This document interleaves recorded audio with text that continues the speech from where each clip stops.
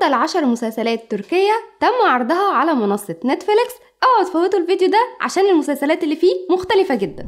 وأول مسلسل هو مسلسل المحافظ أو الحامي. المسلسل ده خيال وفانتازيا، بيتكلم بقى عن الصراع ما بين الخير والشر اللي موجود في اسطنبول، وبتكون اسطنبول محتلة من قبل قوى شريرة كده، والأمل الوحيد في راجل هو اللي هيجي ينقذ اسطنبول من قوى الشر ده، والراجل ده بيكون اسمه الحارس أو المحافظ أو الحامي، واللي بيكون اسمه هكان، واللي بيكتشف ان هو على صلة بتنظيم سري قديم، وهو اللي هيقوم بإنقاذ اسطنبول من القوى الشريرة دي اللي هي العدو الخالد أو الخالدين. وبيفضل بقى طول أحداث المسلسل في صراع ما بين الخالدين والمحافظين لحد ما بيقدر إن هو ينقذ اسطنبول. المسلسل ده مختلف جدا وهتعمل منه 4 مواسم، كل موسم فيها 8 حلقات، وعلى فكرة مدة الحلقة بتكون صغيرة، فالمسلسلات اللي هتستمتعوا بيها جدا وانتوا بتتفرجوا عليه. تاني مسلسل عطية. المسلسل ده حلو جدا وهو فانتازيا، بيتكلم عن بنت اسمها عطية وهي رسامة وعايشة حياة سعيدة جدا مع أسرتها، وكمان هتعمل أول معرض ليها للرسم. بعد كده في يوم وليلة بتتقلب حياتها لما عالم آثار اسمه أرهان بيبدأ إن هو يكتشف معبد أثري قديم، والمشكلة هنا ان بيكون في صلة ما بينها وما بين المعبد ده. فايه هي الصلة دي؟ بتبدأ بقى تكتشف اسرار لأسرتها، وبتحاول ان هي تبحث عن اصولها وايه الاسرار الدفينة المتعلقة باسرتها دي، وايه هو السر ما بينها وما بين المعبد ده. وكمان في الموسم الثاني بتدخل في عالم موازي كده، ان كل الناس اللي كانت عارفاهم وعايشة معاهم وجوزها واختها وكل الناس ما بيبقوش عارفينها بتروح تكلمهم، هم بيقولوا لها انت مين؟ احنا ما نعرفكيش، او انت عرفتينا منين؟ فالمسلسل ده حلو جدا، اتعمل منه 3 مواسم، كل موسم فيهم 8 حلقات. تالت مسلسل فاطمة، والمسلسل ده هو جريمة ودراما وكمان تشويق. بيتكلم عن شخصية اسمها فاطمة، والشخصية دي كانت بتعمل خادمة في تنظيف المنازل، وكمان عندها طفل مصاب بالتوحد ومرت بصعوبات كتير جدا في طفولتها، وكمان جوزها بيكون مسجون، وفجأة في يوم وليلة جوزها ده بيخرج من السجن وبعدين بيختفي. فأثناء بحثها عن زوجها المختفي ده بتضطر ان هي تقتل حد، وبعد ما بتقتله بتمر بقى بسلسلة جرائم قتل متسلسلة لدرجة ان هي بتصبح قاتلة متسلسلة عشان تقدر ان هي تعيش او تفضل على قيد الحياة بسبب اول جريمة قتل عملتها. المسلسل ده 6 مواسم وعدد حلقاته 6 حلقات بس. رابع مسلسل 50 متر مربع. المسلسل ده جريمة وأكشن وإثارة. المسلسل هنا بيتكلم عن شخص كان قاتل مأجور، وبعدين بيحصل خلاف ما بينه وما بين رؤسائه وبيخونهم، وعشان يقدر ان هو يهرب منهم بيروح يستخبى في محل خياط، ومحل الخياط ده كان بيكون مقفول. المصيبة بقى بتحصل لما السكان اللي موجودين في الحي بيفتكروا ان هو ابن صاحب المحل ده، فالموضوع بيعجبه وبيبدأ ان هو يستغل ده لصالحه، وفعلا بينتحل شخصية ابن صاحب المحل ده عشان يقدر يستخبى من رؤسائه وما يوصلوش ليه ويقتلوه. المسلسل مكون من موسم واحد بس 8 حلقات. خامس مسلسل المقبرة، وهو أكشن وبوليسي، وبيناقش المسلسل ده قضية مهمة جدا وهي الاضطهاد والعنف ضد المرأة، وكمان اللي بيوصلها لدرجة ان هي تموت، خصوصا كمان في الفترة ما بين سنة 2011 و2019 تقريبا تم قتل 464 سيدة. فبيبدأ بقى ان هو يتعمل طاقم كده نسائي تابع للقوات الخاصة اللي تابعة للجيش، وبيبدأوا ان هم يبحثوا بقى عن اسباب الجرائم دي، وبيحاولوا ان هم يتصدوا للعنف والاضطهاد ضد المرأة ده، ويعرفوا ايه اسبابه ويتصدوا ليه، ويدافعوا كمان عن حقوق المرأة وعن الجرائم اللي بترتكب في حقها بجميع انواعها، ويبدأوا ان هم يتصدوا للجرائم دي. المسلسل ده معمول منه موسمين، كل موسم فيهم 4 حلقات بس.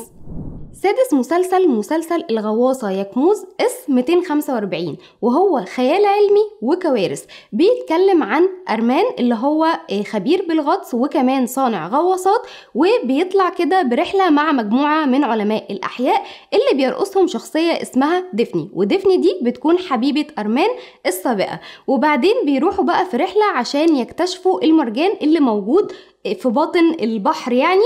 واثناء بحثهم ده بيحصل كارثة، وهي ان الشمس بتبدأ ان هي تقرب من الارض، وبيوصل لهم خبر ان لو انتوا موجودين على سطح الارض اثناء شروق الشمس كل الناس هتموت. فبالتالي بيحاولوا ان هم يستخبوا في انفاق قبل ما الشمس تشرق. فيا ترى بقى الشمس بتشرق اللي بيحصل احداث كتير جدا في المسلسل ده، من المسلسلات اللي انا بحبها، ومكون لحد الان من موسم واحد 7 حلقات.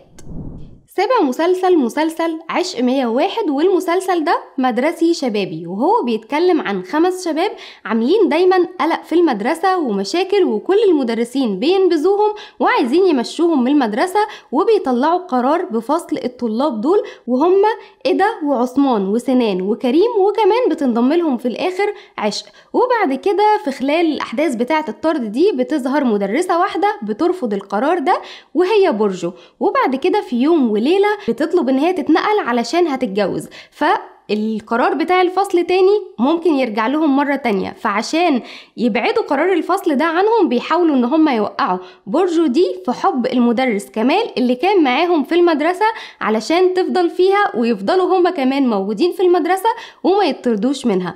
المسلسل ده مكون من موسمين، كل موسم فيهم 8 حلقات.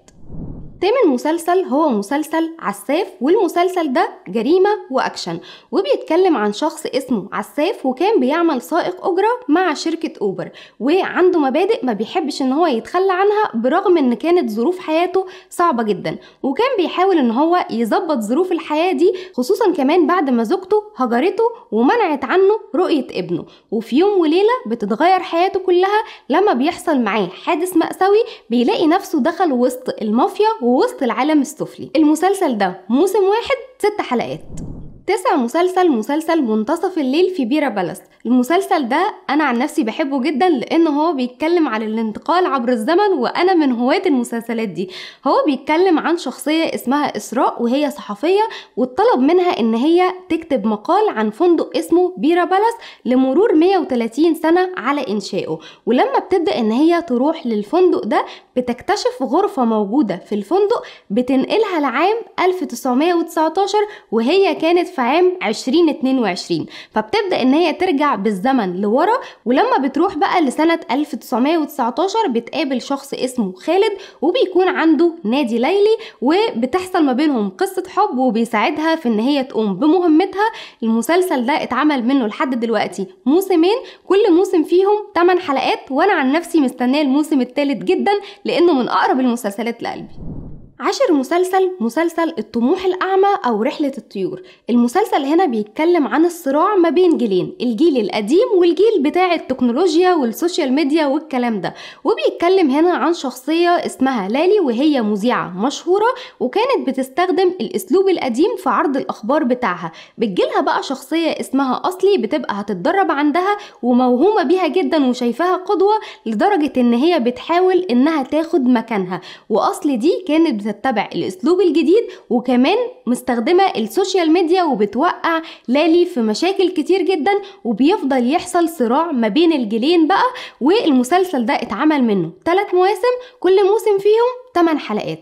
وكده انا خلصت كل المسلسلات اللي كانت معايا في الفيديو ده. لو في مسلسل تاني انا ما قلتوش ما تنسوش ترجعوا للفيديوهات دي، هتلاقوا فيها مسلسلات كتير لاني متكلمة عن اغلب الفئات اللي انتوا هتبقوا حابينها. ما تنسوش تعملوا لايك واشتراك في القناة. سلام.